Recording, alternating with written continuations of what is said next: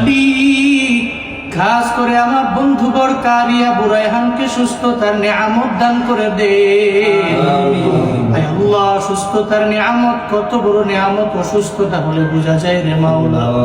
আয় আল্লাহ, অসুস্থতার নিয়ামত আপনি দিয়েছেন, আবার সুস্থতার নিয়ামত আপনি দিতে পারেন রে আল্লাহ। আয় আল্লাহ, আমার বন্ধুকে আপনি সুস্থতার নিয়ামত দান করেন আল্লাহ। পরিপূর্ণ সিফাতে আফিয়ত আজলা কামিলা নসিব করে দেন রে আল্লাহ।